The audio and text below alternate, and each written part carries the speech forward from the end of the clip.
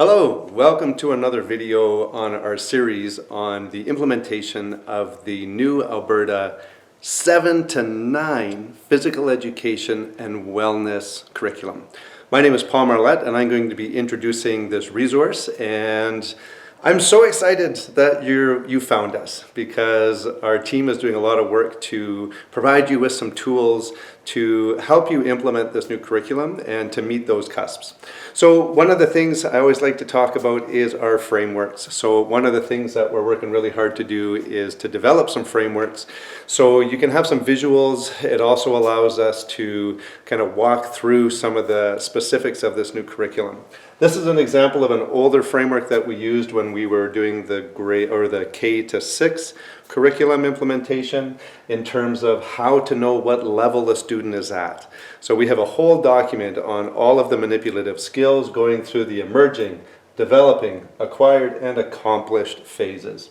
So before I show you this new resource we've just finished up, which is the Physical Education and Wellness Journaling and Dialogue Prompts. Okay, it's a fairly thick resource because there's a wealth of information in here. And this is, again, we did one of these for the K to 6, so we'll talk about that shortly. But why do we need a resource that gives us these prompts for journaling and dialogue? Well, this curriculum has 4 main areas. Okay, the first one is activity and movement. This is our typical physical education, where we're in the gym, we're learning skills, we're doing that kind of stuff. The next one is this whole idea of working with others. Your teamwork, your relationships, your interactions, how we problem solve, even some of the tactical work that we have to do, because you only can really have teamwork if you're working with others. The other one is projects. So this curriculum really yields itself for people to build out some bigger, longer projects, maybe over several weeks. And yeah, so the projects are a big one. Quite a few of the CUSPs in this curriculum are going to deal with dialogue, discussion, and reflection. The words discuss, reflect are right out of the curriculum. And when we were working on the K to 6 curriculum, we realized that that's another hurdle for some individuals to really bring this curriculum alive. And that's where this document was born.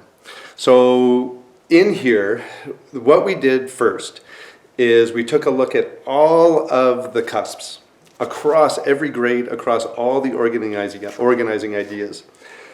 We vetted them. We vetted them for the outcomes and the CUSPs that yield themselves really well to dialogue and prompts and journaling. And the neat thing is that we're actually currently building some of these questions into bigger projects as well. So that will be coming soon. I just want to give you a quick breakdown on it. So it'll start by grade. So for example, this is grade 7, and then it will start by every organizing idea. So for example, 7A, which is active living. The vetted CUSPs that we have are using our architecture. So we use a grade, a letter, and then a number. So for example, this one is 7A2. So in 7A2, the learning outcome is explore ways to increase physical activity and decrease sedentary behavior. Okay, great. That whole explore, for me, is that prompt that says, this is something we're going to have to do something with. Maybe this is an opportunity for me to collect some evidence on how my students are doing. So for that one, we give you 4 or 5, sometimes 6 different prompts. Use these for inspiration. Use them directly. Go through them one at a time. Pick a month to do active living. Use them however you want. Use them as ideas to build your own prompts. I'll read these so you get an idea. So the first one is list all the times in a usual day when you sit for more than 30 minutes. Where do you sit the most? So again, this says list. This could be a discussion. This could be a project. It can go any way you want. The next one is pick 2 of those times. What is one realistic movement break that you could add to each of those moments? Think about activities you do with screens. Which ones could you pair with movement, stretching, walking, or dancing? I don't know about you, but the commercial break when I was a kid, well, maybe not as a kid, but when I got older, I was in high school, university, that's when we did our push-ups, our sit-ups, that's when we did our calisthenics. The next one is choose one screen habit to reduce it so you can move a bit more. So again, really straightforward. That will cover that CUSP. So it gives you prompts for every organizing idea, every grade, and every CUSP in that document. I have had some other teachers using this, especially in the 6 or the K to 6. And one teacher went through the whole thing and gave me feedback. This is too high for grade 2s. So that one's for you. And while I have you here, I just want to highlight a few of the other resources that we already have built. The first one is this. So this is our version of the curriculum. So this has been summarized. It's word for word from the curriculum. This is the complete movement skills, tactics, and strategy. So for phys ed specialists, these sheets are really handy when you start to sit down and plan, year plan, unit plan. They do have the organizing idea, the guiding question, the learning outcome, and the understanding.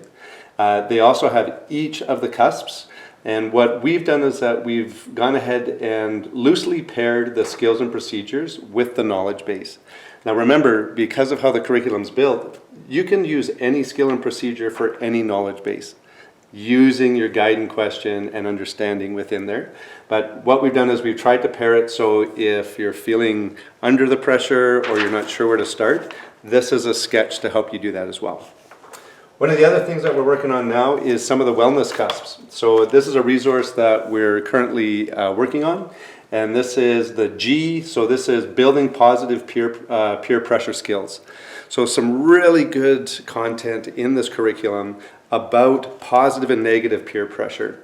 So again, as the frameworks, we built the framework.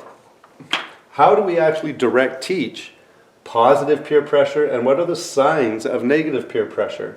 So we've taken this down to encouragement, support, and praise for the positive side, and the other side is exclusion, mockery, and pressure to break the rules. So this is some of the work that we're doing to help you out. We look forward to working with you, and any suggestions you have, please contact us. Other than that, I hope this resource serves you in some way, and we'll see you on the next video. Thank you.